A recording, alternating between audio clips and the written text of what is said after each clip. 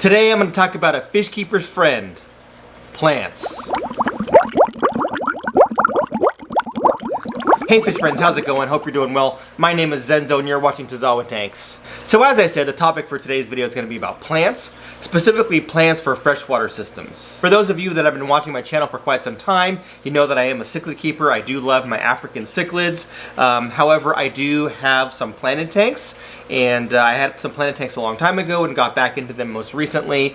And I thought it would be good to kind of talk about plants, the process that I've kind of gone through, and maybe help some of you that are thinking about getting a planted tank or putting some plants into your tank, or maybe you're just kind of getting into the hobby and don't know where to start as far as setting up your aquarium and what should go in it.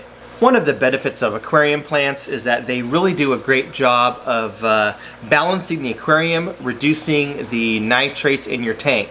If you're new to fish keeping, what nitrates are is it's the byproduct of the nitrogen cycle. So if fish will eat, that fish will poop in the tank, and that poop will break down, and that breakdown process goes through what we call the nitrogen cycle, and the remnants of that are nitrates. So elevated number of nitrates in the tank can be harmful to the fish, so we have to do either water changes by taking out the old water and putting in fresh water to reduce that nitrate level, or have aquarium plants. So think about it as fertilizer. So that nitrate is essentially fertilizer for plants. The plants will absorb it through their root system or through their leaves, depending on what type of plant it is, and they will then take those nitrates out of that tank and use it to grow. Not only are plants beautiful to look at, but they do remove the nitrates and make your water essentially better. It helps to improve the water quality in your aquarium. And in addition to the aesthetic value and the fact that it does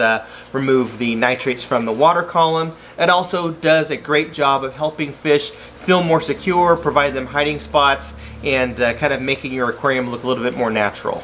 Other things that plants do is they will provide a little bit cooler temperature. If there's a light or something in your tank, it will help to kind of shade part of the tank.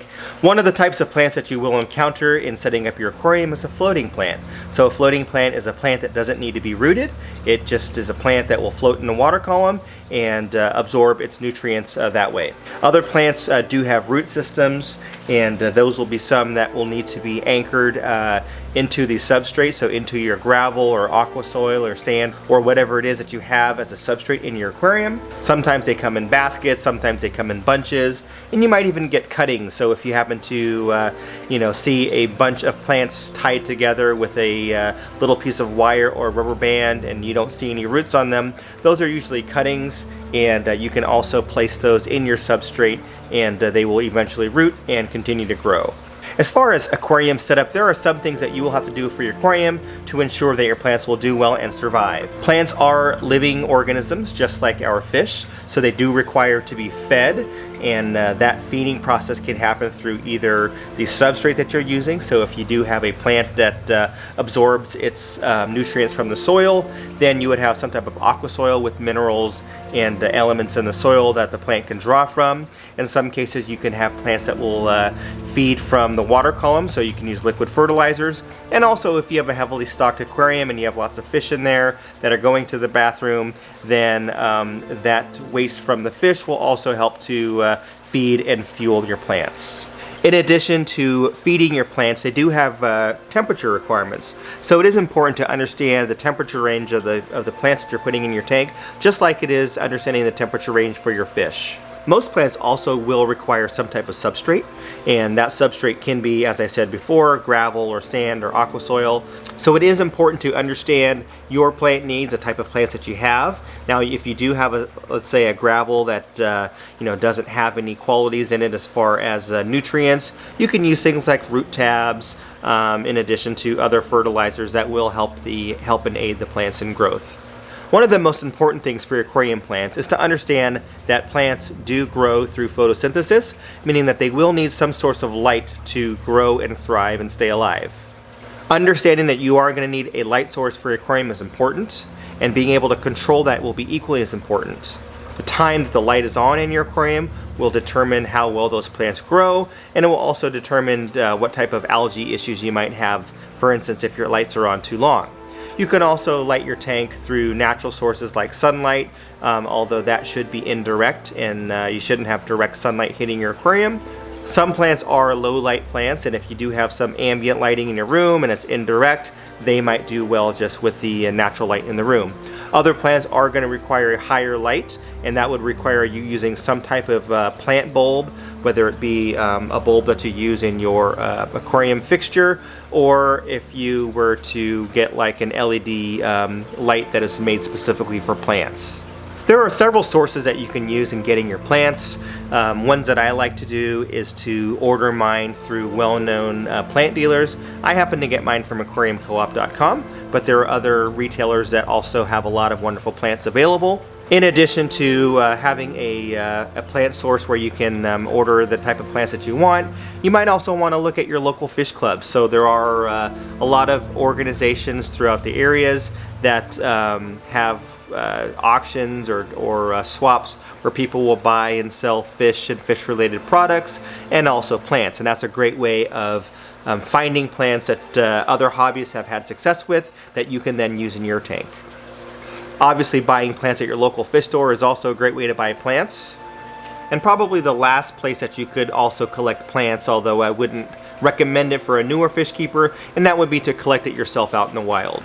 If you do collect plants from the wild, I would say that you should take several precautions to make sure that you are not transporting anything that's dangerous out in that body of water into your aquarium, and also make sure that you aren't breaking any local laws. Do know that most of the places that you buy plants from, the plants are in contact with snails at some point in time, so it's probable that you will have some snails that do migrate into your aquarium through the process of you buying them and putting them in your tank. Some retailers might assure you that their plants are snail free, and that very well may be the case, but I would always caution you in assuming that they don't have snails, and you can take some precautions to ensure that the snails don't get transported into your aquarium. You could go about the process of cleaning your plants before you put them in your aquarium by using some type of solution. One of those solutions is potassium permanganate. You could also just use like a very mild water and bleach solution, washing off the plants and then rinsing them thoroughly before you put them in your aquarium. Just like with our fish, our plants will let us know when they are not happy. Your plants will show signs of poor health if they aren't getting the nutrients that they require or the light that they need. Some of those signs might be holes in their leaves. You might have some plants that are turning yellow, or they might be turning brown or black.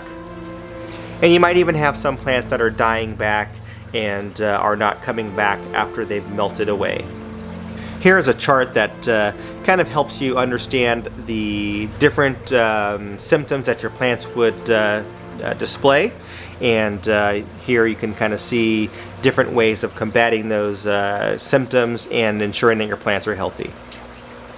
I'm definitely not an expert when it comes to aquarium plants. I've been doing a lot of learning myself recently, working with a CO2 system and working on dosing with different fertilizers. What I will say is plants can be wonderful. They're an excellent addition to any aquarium as long as your fish won't tear them up. So I couldn't put a plant in this tank because they will get shredded to pieces, but most of my other tanks that I have, I am able to have some type of plant if I do choose to. I will put some links down below in the description of some of the channels that I follow and some videos that do kind of focus heavily on aquarium plants and understanding the ins and outs. If you like this video, give it a thumbs up. Thanks for watching. We'll catch you in the next one.